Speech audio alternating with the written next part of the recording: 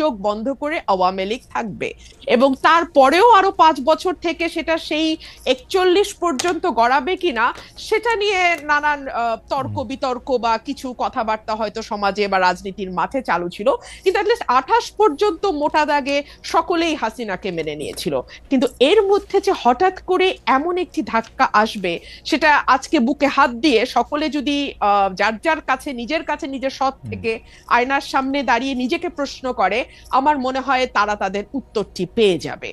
আর যে কথাটি আপনি বলছেন যে খুব বেশি বোধহয় আর পার্টিজান থাকা যাচ্ছে না, খুব বেশি বোধহয় বিএনপি আর আমাকে মনে হচ্ছে না, তার কারণ সম্ভবত এই ধাক্কাটি না আমার মনে হয় প্রত্যেকের ভেতরেই নাড়া দিয়ে গেছে। ধরুন আমি যদি একজন ব্যক্তিগত রাজনীতিবিদের বা একজন রাজনৈতিক ক্ষুদ্র কর্মী এবং একজন আইনজীবী মানবাধিকার কর্মীর চোখ দিয়ে পুরো ঘটনাটিকে দেখি, আমার কাছে মনে হয়েছে কেবলমাত্র একটি নির্বাচন, কেবলমাত্র মন্ত্রিসভার মুখগুলোর পরিবর্তন, কিংবা কেবলমাত্র সংসদ সদস্যদের এক পালের পরিবর্তে অন্য পাল গিয়ে সংসদে বসে যাওয়ার জন্যই এই 2000 মানুষ রক্ত দেয়নি। আবু সাইদ একেবারে নির্ভীক চিত্তে একটা গুলি, তারপরে আরেকটা গুলি, এবং ধীরে ধীরে তার মাটিতে বসে পড়া, এই বিষয়গুলো আসলে না এক পাল মানুষের বদলে আরেকটা পাল মানুষের বসে যাবার জন্য হয়নি।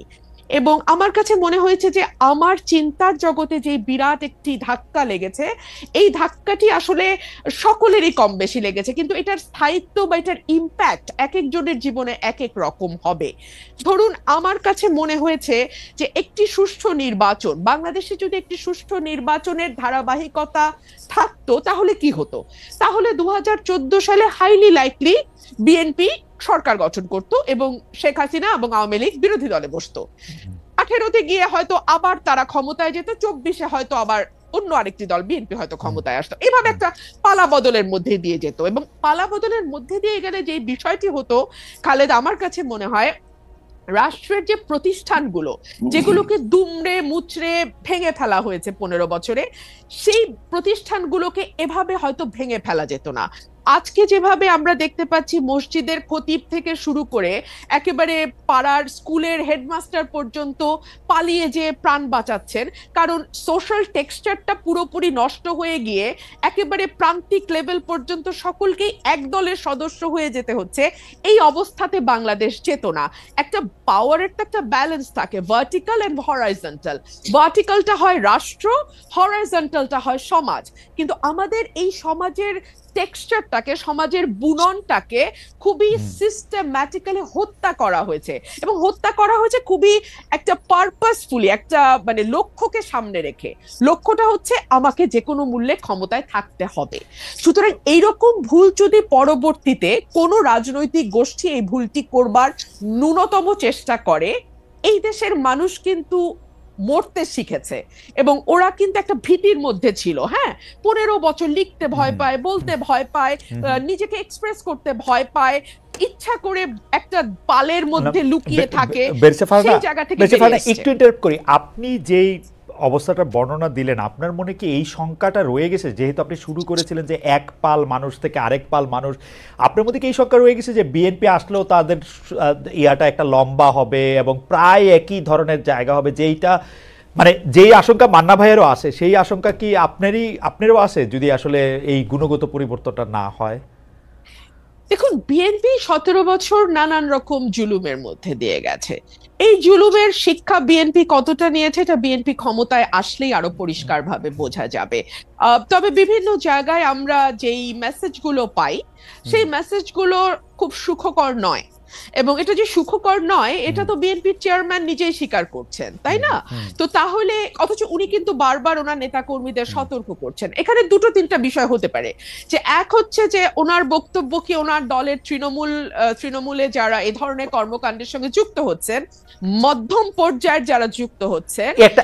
একটা সেকেন্ড বেশি ফারানা, আপনি যখন এই কথা বলছেন, আমাদের একজন দর্শক এই মন্তব্য পাঠিয়েছেন যে ফেসিস্ট আমলে রুমিন ফারানার প্রতিবাদী ভয়েস আমাদের সকলকে প্রেরণা যোগাতো, এখন কিছু কিছু এলাকায় বিএনপির অপকর্মের বিরুদ্ধে আমরা কি সেই একই কণ্ঠ শুনতে পাবো কিনা?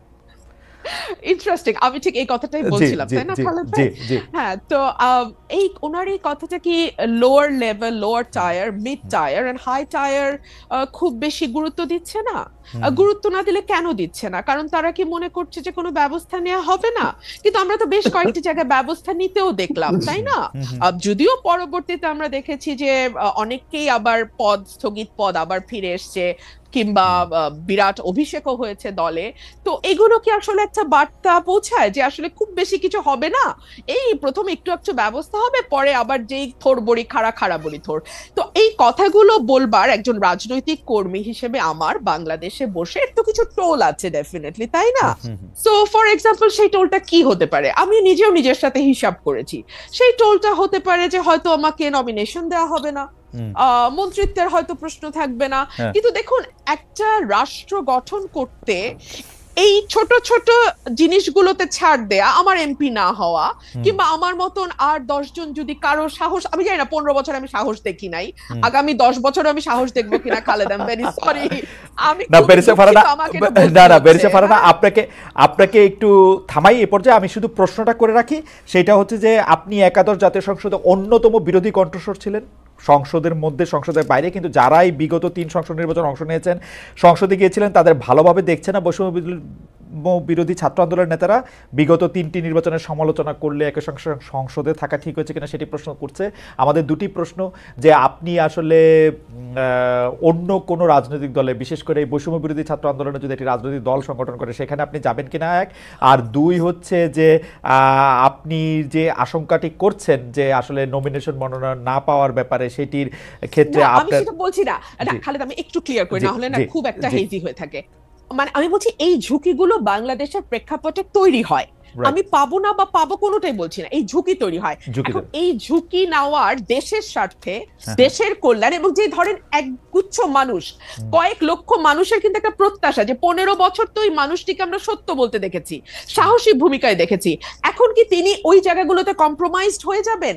একটি নমিনেশনের জন্য কিংবা একটি মন্ত্রিত্বের জন্য করে কম্প্রোমাইজ করবেন? আমি আসলে বেছে নিয়েছি কম্প্রোমাইজ না করাটাই। ওকে, আমরা ওই প্রশ্নটা, মানে আপনি বৈষম্য বিরোধী ছাত্র আন্দোলনের সঙ্গে যাবেন কিনা তারা রাজনৈতিক দল করলে, সেই প্রশ্নটাতে আমরা একটু পরে আসবো। আমি আবারও আপনাদের দর্শকদের, মানে আপনার এই পজিশনের অনুবাদ দর্শকদের কারো কারো কাছে কি, সেটি একটু আপনাকে শোনাই, শুনে আপনি একটু মান্নান ভাইয়ের কাছে যাই। মাহফুজ আহমেদ, তিনি ইংরেজিতে বলছেন, the lady is hypocritical, she doesn't prefer Awami League but she has soft corner for student wing of Awami League. যাই হোক, এটা আপনাকে দেখে কেন মনে হলে সেটা আমি জানি না, সেটা তার অনুবাদ। আমি একটু মান্না ভাইয়ের কাছে আসি, যে মান্না ভাই, আপনার মনে আছে যে কয়েক বছর আগে বিএনপি নেতা সাদেক হোসেন খোকার সাথে একটি টেলিফোন সংলাপ সরকার ফাঁস করে, শুধু ফাঁস করে থেমে থাকেনি, এর কারণে আপনাকে জেলেও নেওয়া হয়েছিল, জেল কাটতে হয়েছিল। সেই আলোচনায় ক্যাম্পাসে ছাত্রলীগের ক্ষমতা খর্ব করা, আন্দোলনে ছাত্রদের আত্মত্যাগ, এমন সব বিষয় ছিল। 24 সালে এসে আমরা দেখলাম ছাত্রলীগকে ঢাকা বিশ্ববিদ্যালয়ের ক্যাম্পাস থেকে বিতাড়িত করা, আবু সাইদ মুগ্ধের মতো ছাত্রদের আত্মত্যাগের কারণেই সরকারের পতন হয়েছে। 24-এর মতো একটা আন্দোলন প্রয়োজন, সেটাকে আপনি 2015 সালেই আপনি বুঝতে পেরেছিলেন কিনা, এবং সেইটা নিয়ে আপনার মধ্যে একটা তোলপাড় চলছিল কিনা? মান্না ভাই। ওই রকম করে বলা ঠিক হবে না। হয় কি, ধরেন আপনি একটা সুযোগ বুঝেই নিজেকে জাহির করার জন্য কথাবার্তা বলতে থাকলেন, এগুলো আলটিমেটলি লোকজনের চোখে ধরা পড়ে। আমি ওসব কাজ করি না। আর এই হিপোক্রেসি জিনিসটা এমন নয় যে সরি, আপনি খুব চালাক, আপনি এমন করে হিপোক্রেসি করবেন যে কেউ বুঝবে না, এরকম হয় না, শেষ পর্যন্ত ধরা পড়েই। এইটা একটা স্বতঃসিদ্ধ ব্যাপার যে আপনি যখন লড়াই করবেন, যার সাথে লড়াই করছেন সে যদি ট্রিগার হ্যাপি হয়, সে যদি ব্লাড থার্স্টি হয়, তাইলে কি হবে? আপনাকে রক্ত দিতে হবে, আপনাকে গুলি খেতে হবে। আপনি যদি সেটা রাজি না হন, তাহলে আপনি আন্দোলন থেকে রিটায়ার করতে হবে আপনাকে। আমি এইটুকু বলেছি। কিন্তু ধরেন একটা পর্যায়ে এসে এটা খুবই স্পষ্ট হয়েছে যে এই সরকার এমনি এমনি যাবে না, এবং তার জন্য রক্ত দিতে হবে, তার জন্য জীবন দেওয়ার প্রয়োজন আছে, অনেক বেশি কষ্ট সহ্য করতে হবে। কষ্ট তো আমরা সহ্য করছি না, কিন্তু এইরকম করে অকাতরে জীবন দিতে হবে, এই ব্যাপারটা আমরা বুঝি নাই। এটা যদি আমাকে বলেন যে আমি কি এটা ইভেন ধরেন জুলাই শুরুতেও বুঝেছিলাম, তা বুঝি নাই। কারণ কি, মানে নিজের বিবেকের মধ্যে এটা কল্পনাতে আসতে পারেন না, কল্পনাতে আসতে পারে যে এইরকম করে কেউ মানে নৃশংস হতে পারে, এরকম করে কেউ হৃদয়হীন হতে পারে। এইটা আমার বিবেচনার মধ্যে আসেনি। যদি আমি খুব অনেস্টলি বলি, আমি কয়েকটা বক্তৃতায় বলেছি Sheikh Hasina she has a কি বলবো মেটালিক হার্ট, ওইটা একটা জেনুইন হিউম্যান হার্টটা যদি হতো তাহলে এই যে মায়ের কান্না ইত্যাদিতে এত দেখে উনি এগুলো নিশ্চয়ই বিচলিত হতেন বা ঘুরে দাঁড়াতেন বা ঘুরে যেতেন, করেননি তো।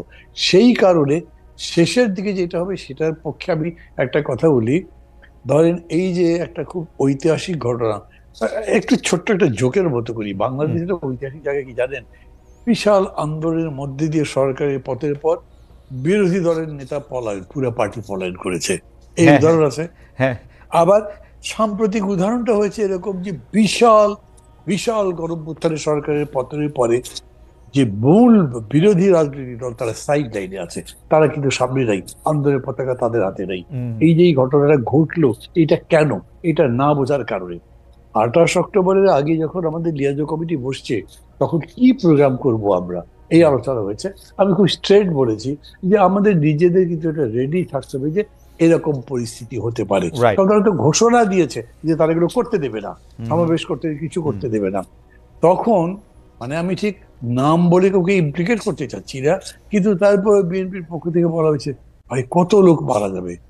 I said you have nothing to do, কি করবেন আপনি? জীবন যদি যায় তো যাবে। আপনার যদি মনে থাকে যে তাহলে আমি আপনাকে বলি যে আপনি আমার যে ক্যাসেটের কথাটা বললেন না খোকাবের সঙ্গে, জি। ওটা নিয়ে দেখতে পারেন। উনি জিজ্ঞেস করেছেন ওই যে আমি যখন বলছি ইউনিভার্সিটি থেকে এটা করতে বেরোচ্ছে, তাহলে তো ওখানে রক্ত ঝরবে, গুলি হবে, লাশ পড়বে, তো মানুষ না, লাশ না, রক্ত ঝরবে, মানুষ পড়বে তো। হ্যাঁ। আমি বলেছি যে আপনার কিছু করার নেই, আপনাকে করতে হবে, আমি তো মারছি না, Right. তারা যদি মারে আবার তার বিরুদ্ধে দাঁড়াতে হবে। ঠিক এই কথা আমি বলছি যে আলটিমেটলি এইটা বোঝা গেছে, আপনাকে চ্যালেঞ্জটা নিতে হবে, আপনাকে পাঞ্জা লড়তে হবে, বলতে হবে আইদার ইউ অর বি, এখানে আর মাঝামাঝি কোনো জায়গা নাই। মানে ভাই আপনার জন্য প্রশ্ন হচ্ছে যে আমার প্রশ্নটা আমি একটু পরে করি, আপনি যদি চট করে, আপনার জন্য প্রশ্ন হচ্ছে যে আপনি জানেন যে হাইকোর্টের একটা অর্ডারে বলা হয়েছে যে জয় বাংলা বলার এখন আর কোনো বাধ্যবাধকতা নেই, যেটা সরকার বাধ্য করেছিল যে জয় বাংলাই হচ্ছে একটা স্লোগান। হাইকোর্ট অর্ডারটা আমি যেরকম বুঝেছি যে এটার বাধ্যবাধকতা নেই, যার ইচ্ছা সে দিবে, যার ইচ্ছা সে দিবে না, ব্যাপারটা এরকমই মনে হচ্ছে। আপনি এটাকে কিভাবে দেখেন যে এটা নিয়ে আসলে লোকজন আপনাকে প্রশ্ন করছেন? মানে প্রথম কথা হচ্ছে ধরেন না কেউ আমাকে প্রশ্ন করে দেশে ওই জয় বাংলা না না না, আমাদের এখানে যখন তারা মানে যুক্ত হচ্ছে তারা আচ্ছা, প্রশ্ন করছে। হ্যাঁ, তো আমি বলছি যে ধরেন এইসব কথার বা এগুলো অর্ডারের বা রায়ের যে লিগ্যাল ইমপ্লিকেশন, এটার মধ্যে আমি বলতে চাই না, বিকজ আমি ওটা বুঝি কম। কিন্তু আমি অলওয়েজ এই ধরনের অর্ডার পলিটিক্যাল মিনিংটা বুঝতে চাই। পলিটিক্যাল মিনিং যদি বলেন তাহলে কোনো সময়ের জন্যই কোনো স্লোগান আমার জন্য বাধ্যবাধকতা হতে পারে না। ওকে, এখন ধরেন জাতি রাজি হলো, তারপরেও কোর্ট রাইজে সবাই মেনে নিল, কিন্তু আমার কাছে সেই স্লোগানটা পছন্দ নাও হতে পারে, আপনি তো আমার জোর করে চাপিয়ে দিতে পারেন না। ডেমোক্রেসি এরকম নয়, it is just the rule of majority, তার ওপিনিয়ন যাতে বলে তার ভিত্তিতে হয়। It is also right for the minority to express, যে তারা যাতে তাদের কথা বলতে পারে, তারা বলবে যে আমি ঠিক মনে করছি না। ওকে, ফেয়ার এনাফ। আমি আপনাকে যে প্রশ্নটি করতে চেয়েছিলাম যে আপনি বলেছেন যে মানে বাংলাদেশে অনেক ফানি জিনিস হয়েছে, যে বিরোধী দলের নেতাকে আসলে আত্মগোপন করতে হয়েছে গণ অভ্যুত্থানের মুখে, যেটা মানে যেটা আসলেই ফানি, মানে যতবার আমার মনে হয় ততবারই আমার কাছে হাসি পায়। আপনি বলেছেন যে এত বড় একটা আন্দোলনের পরে প্রধান বিরোধী দলের হাতেই আসলে আন্দোলনের পতাকা নাই, সেইটাও একটা মনে রাখার মতো বিষয়। কিন্তু আমার কাছে যেটা হচ্ছে খুব মনে হয় যে শেখ হাসিনা, যিনি কারো কথা চিন্তা না করে কাউকে কোনো কিছু না জানিয়ে চলে গেলেন, পালিয়ে গেলেন, এখন আবার তিনি বলছেন তাকে আসলে পালাতে বাধ্য করা হয়েছিল, এবং তিনি বক্তৃতা দিচ্ছেন, সেই বক্তৃতা নিয়ে তার নেতা কর্মীরা আবার মানে এটা নিয়ে উৎফুল্ল হচ্ছেন। এই ব্যাপারটাকে আপনি আসলে রাজনৈতিকভাবে কিভাবে বিশ্লেষণ করেন? মানে আমি আওয়ামী লীগ করলে তো আমি মানে তার উপরে এতই রাগ করে থাকতাম বা এতই আমি মনে কষ্ট পাইতাম, এইটা এইরকম কেন? মানে এটা আমি একটু মান্না ভাই আপনার কাছ থেকে একটু শুনতে চাইবো। আমি একটু বেরেসা ফারানা থেকে আসি, একটু আপনি এটা একটু মানে আপনি একটু মানে আগে প্রশ্নটা করে রাখলাম যে বেরেসা ফারানা, আমি আসলে প্রশ্ন করেছিলাম যে বৈষম্য বিরোধী ছাত্র আন্দোলনের মধ্যে আপনি আসলে যুক্ত হবেন কিনা, এটা হবেন কিনা, আর জয় বাংলা নিয়ে আসলে আপনার মতামত আমরা একটু শুনে নিতে চাই, যেহেতু প্রশ্নটা উঠেছেই। আপনি একটু বলবেন যে হাইকোর্ট বলেছে যে এটার না, আমি আসলে কোনো দলে যাওয়ার কথা কল্পনাও করছি না, এটা আমার কোনো চিন্তার মধ্যেও নাই। আর দ্বিতীয় যে প্রশ্নটি, জয় বাংলা স্লোগান, দেখুন পুরাটাই তো পলিটিসাইজ হওয়া। এই যে আপনি না আলাদা আলাদা ভাবে কোনো প্রতিষ্ঠানকে রক্ষা করতে পারবেন না। আপনি যখন সকল কিছুকে একত্র করবেন একটি বিশেষ লক্ষ্যে, তখন আপনি পিসমিল বেসিস আছে জুডিশিয়ারিটা ঠিক রাখি, কিংবা আচ্ছা থাক আমি প্রশাসনটাকে ঠিক রাখি, ইট ইজ ইম্পসিবল খালেদ ভাই। সেই কারণেই যেটা হয়েছে, জুডিশিয়ারি প্রতিটি নিয়োগ প্রতিটি পদোন্নতি, অ্যাপেলেট ডিভিশনে যাওয়া, অ্যাপেলেট ডিভিশন থেকে কে চিফ জাস্টিস হবেন সেটা নির্ণয় করা, এই সকল কিছুই আসলে রাজনৈতিক সিদ্ধান্তে হয়েছে। এবং আপনি চিন্তা করে দেখেন, এই যে আবারও সেই ইতিহাস টানতে হয়, স্বাধীনতার 54 বছর খালেদ ভাই, হ্যাঁ, আমাদের কিন্তু আকাশের যত তারা আইনের তত ধারা, তাই না? অথচ একটা বিচারক নিয়োগ আইন আমরা কেউ করলাম না।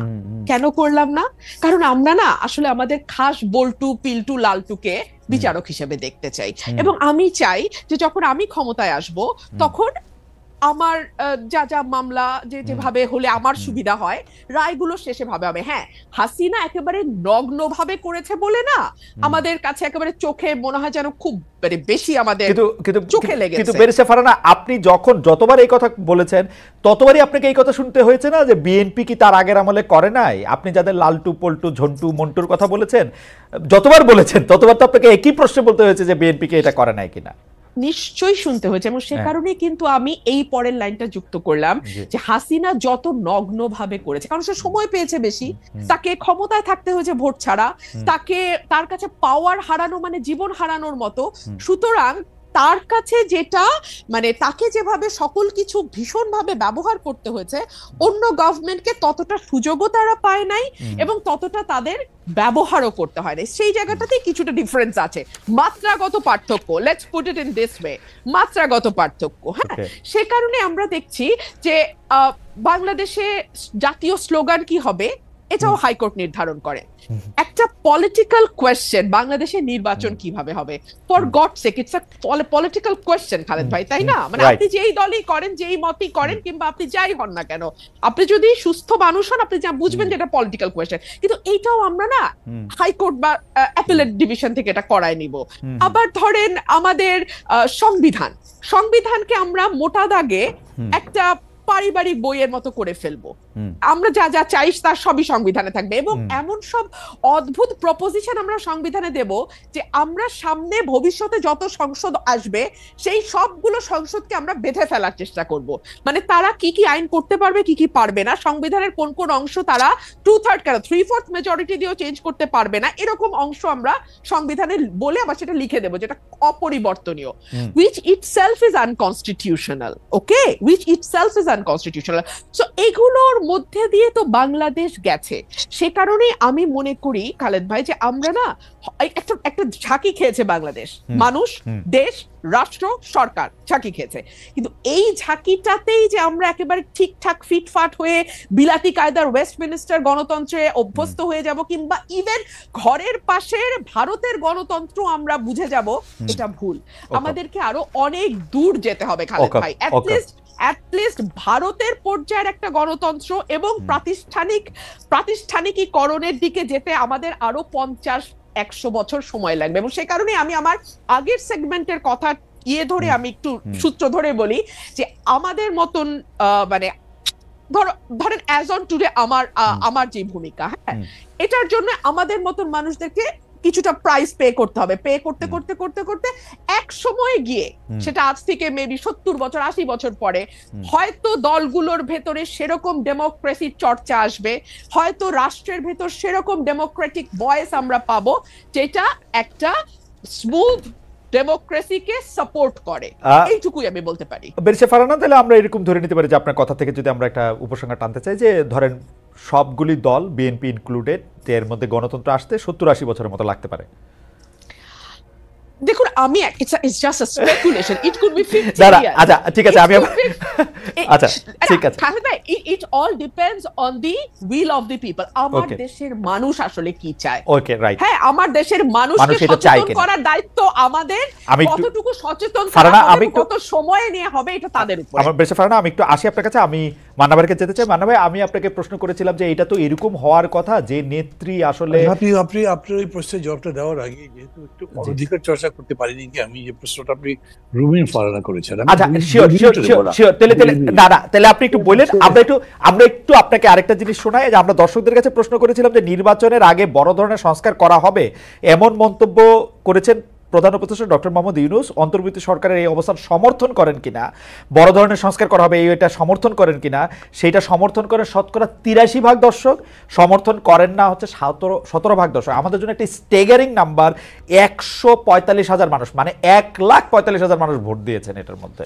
মান্না ভাই, মানে 1,45,000 একটা বিপুল সংখ্যা। জি মান্না ভাই, আপনি বলতেছিলেন। জি, বিষয়টা বলে রাখবে, যে প্রশ্ন করেছে সেটাও বলে রাখবে, কিন্তু আমি এইটার লোভ সামলাতে পারছি না, প্লিজ প্লিজ, মানে অনধিকার চর্চা করবো তো বলছি। ধরেন ওবায়দুল কাদের আর মাহমুদুর রহমান মান্না দুজন প্রতিদ্বন্দ্বী ছাত্র নেতা ছিল, কিন্তু ওবায়দুল কাদের আমার কাছে ডাকসু নির্বাচনে কোনো পাত্তাই পাইনি। তারপরে আমি আওয়ামী লীগে থাকলাম না, আওয়ামী লীগে যোগ দিয়েছি, থাকতে পারলাম না বা থাকলাম না। এখন ওবায়দুল কাদের আওয়ামী লীগের সাধারণ সম্পাদক হয়ে গেলেন। তখন আমাকে কোনো কোনো মানুষ এরকম করে বলেছে, ভাই ওবায়দুল কাদের সাধারণ সম্পাদক হয়ে গেল, আপনি দলটা ছেড়ে দিয়ে থাকলে আপনি তো হতে পারতেন। আমি তাদেরকে বলতাম না, আমি হতে পারতাম না, কারণ শেখ হাসিনা যে তুতু করে তাকে দিবে, আমাকে দিবে না। আমি ওটা জানি, বুঝি বলেই আমি ওখানে থাকিনি। এখন end of the day Khaled, আমি বলি যে আমি মনে করি I am right, Obaidul Quader রং। এখন কি অবস্থা দেখলে তো তাই বোঝাই যায়, খুব স্পষ্ট বলা যায়। তো এই কারণে যখন প্রশ্নগুলো করেন না আপনারা, বা ধরেন অন্যরা কেউ জিজ্ঞেস করে, যিনি জবাব দিচ্ছেন বা যাকে প্রশ্ন করেছে তাকে আপনার ভাবতে হবে যে এই মানুষটা উইথ অল অডস যেভাবে ফাইট করেছেন, that is the glory, that is the victory. এবং এইটা মানুষের মধ্যে কিন্তু ইনস্টিলড হয়ে যায়। না হলে আমি এখন মানুষের এত ভালোবাসা পাই কেন? আমি কিন্তু অনেস্টলি বলি, আমি মনে করি মানুষের ভালোবাসা আমি প্রায় শিখতে পারছি এখনো, এরকম দেখি। তো সেই কারণে আমি মনে করি যে আমি আমার কথা বলতে পারি মান্না ভাই, আমি যতদিন ধরে এই মানে বিশ্ববিদ্যালয়ে ভর্তি হওয়ার পর থেকে আমি আপনাকে চিনি, আমি আমার কথা বলতে পারি যে আমার সম্মান আপনার জন্য, আমার সম্মান মানে এইটার সাথে আমি জনাব ওবায়দুল কাদেরের তুলনাই করতে চাই না। মানে এটা এক পংক্তিতেই জীবনে বসবে না। সেটা আমি আগেও আপনাকে বলেছি, ওবায়দুল কাদের সাহেব যখন সাধারণ সম্পাদক ছিলেন, মন্ত্রী ছিলেন, বিরাট বড় কিছু ছিলেন, তখনও বলেছি সামনাসামনি। মানে এটার কোনো একটা তুলনাই হতে পারে না, মানে এটা তুলনীয়ই না। আপনি যদি মনে পড়ে গেল উদাহরণটা, সেই জন্য এটা বললাম। এই জন্য আমি মনে করি যে এটা রুল খানকে জিজ্ঞেস করার দরকারই নাই, সে যেটা করছে করতে থাকবে, টাইম উইল পে হার, এটা আমি মনে করি। যাই হোক, আমি আপনার প্রশ্ন আসি। একটা জিনিস বলি, মানুষ খুব জটিল জিনিস। আমি এটা অনেক চিন্তা করেছি, লোকজনের সাথে কথাবার্তা বলতাম, মানুষ জটিল কেন? কারণ সবচেয়ে জটিল ম্যাটার হচ্ছে ব্রেন। এবং বলে যে একটা ম্যাটার যত জটিল হবে, যত কমপ্লেক্স হবে, তার মানে সেটা তত ডেভেলপ। যে কোনো ডেভেলপ জিনিসই কিন্তু জটিল, খুব ইজি বোঝা যায় না, বুঝে গেলে ইজি। তো মানুষের এত জটিলতার মধ্যে, ধরেন আপনাকে আমি যদি প্রশ্ন করি, আদম হাওয়া খুব আরামে ছিলেন, বেহেশতে ছিলেন, কে কামড়ালো, কোন পোকা কামড়ালো তোমাকে যে ওই গন্ধম ফলটা খেতে হবে? তার জন্য বেহেশত থেকে ফেলে দিল পৃথিবীর মধ্যে, করলো তো। আমাদের এত বড় সম্মানের একটা জায়গার একজন মানুষ, আমাদের ধর্মগ্রন্থ যে বিশ্বাস অনুযায়ী তিনি করলেন, মানুষকে এইখানে বোঝা মুশকিল। এরকম বহু জায়গা আছে মানুষের বিহেভিয়ার বোঝা যায় না। আমার নিজের কাছেও মনে হয় যে আমি যদি আওয়ামী লীগ থেকে চলে আসতে পারি, তো বাকি লোকগুলো, লাইক আমি নাম বলছি না, আমার সাথে বড় বড় সিনিয়র নেতা যারা আছেন, কোন সম্মান নিয়ে, কোন মান নিয়ে তারা আছেন।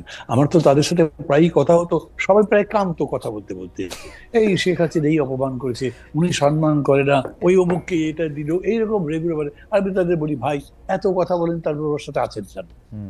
এখনো রুবেন এখানে আছে, তার আমি মনে করি সে বাইন্ড করে কিছু নেই। বিএনপির অনেক বলে বিভিন্ন ব্যাপারে, দল করেন কেন এটা? তো কি করবো আমি? সেই ভাই আপনাকে আমি যে ভাই আপনাকে আমি দল ছাড়তে বলছি না, আমি কোনো দল ভাঙার কাজ করি না, কিন্তু আপনার যদি মনেই হয় যে আপনার এই দলে অসম্মানিত হচ্ছেন, আপনি থাকেন কেন ওখানে? আপনি চলে আসেন। কিন্তু মানুষ এটা করে না। এই জায়গাটা আপনি কোনোদিন কিছু দিয়ে ব্যাখ্যা করতে পারবেন না। আর রাজনৈতিক ভাবে তো নয়, হ্যাঁ রাজনৈতিক ভাবে একটাই ব্যাখ্যা দিতে পারেন, তা হচ্ছে তারপরেও যারা থাকে তারা আরো বড় কিছু পাওয়ার আশা করে। তারা মনে করে, আচ্ছা কথার কথা ধরেন না মানে ভাই এই জায়গার মধ্যে আপনি যদি একটু জনগণের অবস্থা ব্যাখ্যা করতেন। নেতাদের কথা তো আমরা বুঝলাম, তারা হয় কোনো একটা হালুয়া রুটি অন্য কোনো কিছুর জন্য তারা এটার মধ্যে এটা থাকলো, তারপরে হচ্ছে যে আওয়ামী লীগে থাকলে অনেক, জনগণের কি প্রবলেম? না না, আলাদা করতে পারবেন না তো, আলাদা করতে পারবেন না। এই জন্য যেগুলো অভিজ্ঞতা আমার আছে খুব, আমি যখন প্রথম আমার এলাকাতে ইলেকশন করতে গেছি, তখন তো টেলিভিশনে আমার নাম বলে, আবার এলাকায় এরকম কোনো নেতাই ছিল না যাদের নাম টেলিভিশনে বলে, যাদের নাম রেডিওতে বলে। লোকজন শোনে আর আমাকে দেখে আর বলে, আপনি এত বড় নেতা, আপনার পার্টি কই? আমার পার্টির নাম কি? ডাব বই, এই নাম তো শুনি যাই। হ্যাঁ, তো ঠিক দেখেন, মানুষ আমাকে প্রশ্ন করেছে, আপনাকে যদি আমরা ভোট দিই, আপনি যদি জেতেন, আপনি তো সরকার করতে পারবেন না, তাহলে আপনি আবার কাজ করবেন কেমনে? তার মানে মানুষের মধ্যে পার্লামেন্টারি ডেমোক্রেসির ওই ফর্মেটে তার কাছে আছে যে মানুষ একজন জিতলেই হবে না, তার মেজরিটি পার্টি মেম্বার জিততে হবে, তবে সে সরকার করতে পারবে, না হলে ইন্ডিভিজুয়াল একটাকে চয়েস করার লাভ কি হবে? মানুষ এটা ভাবে। এই জন্যে ডেফিনেটলি আপনার পার্লামেন্ট, বুর্জোয়া পার্লামেন্টারি ডেমোক্রেসিতে it is a rule of the party. ওই পার্টি না করতে বলে তো হবে না। আমি মাহমুদ আবুল মান্না যদি আজকে বাংলাদেশের মানুষ রায় দেয়, উনি হচ্ছেন বাংলাদেশের সবচেয়ে ভালো মানুষ, সবচেয়ে জ্ঞানী মানুষ, সবচেয়ে বুদ্ধিমান, বিচক্ষণ, ইত্যাদি ইত্যাদি, কিন্তু আর কোনো পার্টি নেই, আবার কি দাম আছে? আমি তো ডক্টর ইউনূসের মতো চান্স পাবো, ডক্টর ইউনূস এত বড় নোবেল টোবেল পেয়ে আন্তর্জাতিক ব্যক্তি হওয়ার পরে একটা চান্স পেয়ে উপদেষ্টা হয়েছে, বাকি ওরকম কত লোক আছে, কেউ হতে পারেনি। তো কাজে ইন্ডিভিজুয়াল দিয়ে ওরকম পারবেন না আপনি, ওইখানে দল লাগবেই। এবং ওই কারণেই দল যদি বড় হয়, তাহলে দলের নেত্রী যিনি, তিনি একটা অখাদ্য হলেও মানুষ কি করবে ওটাই মুখে দিয়ে রাখবে, তার কাছে বিকল্প নাই, তো সেরকম করেই রাখবে। এটাকে মানুষের দোষ দিয়ে লাভ নাই। আপনি যদি মানুষের কাছে না না, দলটা থাক, কিন্তু মানুষের মধ্যে এই আকাঙ্ক্ষা আসা উচিত ছিল না, যিনি 3টা নির্বাচন ম্যানিপুলেশন করেছেন, যিনি হচ্ছে বাংলাদেশের সকল প্রতিষ্ঠানগুলিকে ধ্বংস করেছেন, মানে সেটা নির্বাচন কমিশন হোক, পুলিশ হোক, আমলা হোক, বিচার বিভাগ হোক, ইউ নেম ইট, উনি করছেন। মানুষের মধ্যে থেকে এইটা আসা উচিত না, ঠিক আছে আমরা আওয়ামী লীগ করবো কিন্তু উনাকে বাদ দিয়ে এইটা করার কথা জানেন।